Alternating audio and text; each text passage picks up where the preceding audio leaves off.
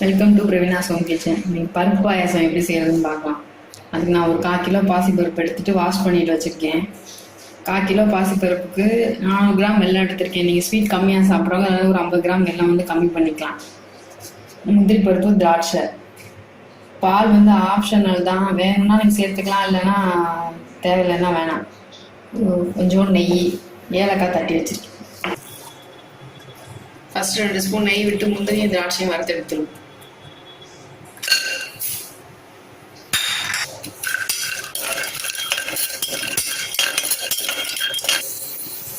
முந்திரியும் திராட்சையும் இப்போ வறுத்தாச்சு. இதை ஒரு பாத்திரத்தில் மாற்றிடலாம்.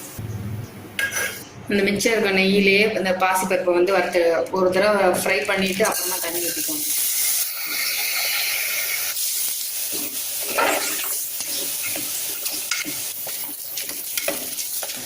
சும்மா 1 நிமிஷம் ஃப்ரை பண்ணால் போதும். இப்போ தண்ணி சேர்த்துடலாம்.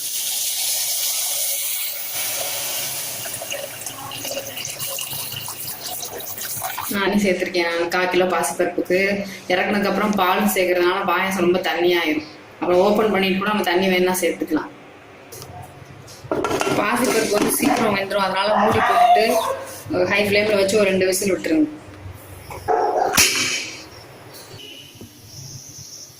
விசில் வந்துருச்சு. இப்போ ஓப்பன் பண்ணி பார்த்துறோம்.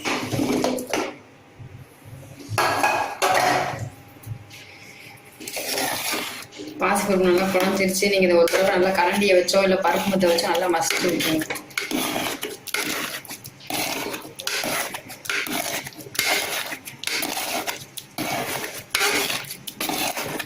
மசிச்சுட்டு இப்போ பாயாசத்துக்கு நம்ம எடுத்து வச்சு இந்த பாலை சேர்த்துடலாம். உங்களுக்கு நான் பருப்புக்கு நான் தண்ணி சொன்ன அளவு உங்களுக்கு புரியல அப்படின்னீங்கன்னா 1 டம்ளர் பாசிப்பருப்புக்கு 2 டம்ளர் தண்ணி சேர்த்துக்கோங்க. பாசிப்பருப்பு வெந்து ரொம்ப குழஞ்சிரும். அப்புறம் வெல்லம் சேர்க்க தண்ணியாயிரும். வச்சுட்டு ஓப்பன் பண்ணிட்டு கூட தண்ணி பத்தலைன்னா தண்ணி நம்ம கொஞ்சம் சேர்த்துக்கலாம்.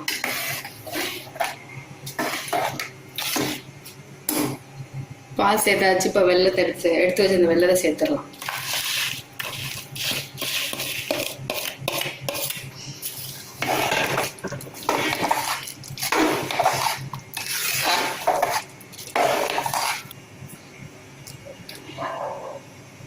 அரை ஸ்பூன் மஞ்சள்தூள்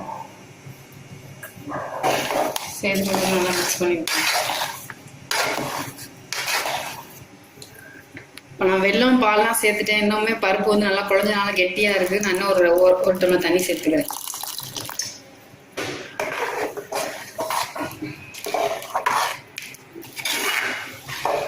வெல்லம் பால்லாம் சேர்த்துக்கிறதுனால ஒரு கொதிக்கணும்.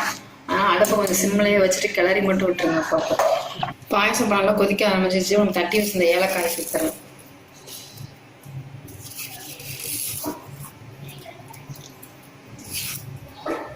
போட்டு ஒரு தடவை நல்லா மிக்ஸ் பண்ணி விட்டுருங்க. அடுத்ததான் நம்ம வறுத்து வச்சிருந்த முந்திரி பருப்பையும் திராட்சையும் சேர்த்துடலாம்.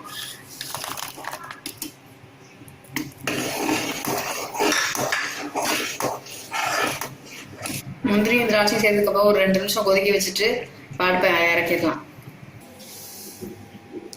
ரொம்ப சீக்கிரமா அந்த பாயாசம் பண்ணிடலாம். நீங்களும் அதை உங்க வீட்டில் ட்ரை பண்ணி பாருங்க. வீடியோ பிடிச்சிருந்துச்சுன்னா லைக் பண்ணுங்க, ஷேர் பண்ணுங்க.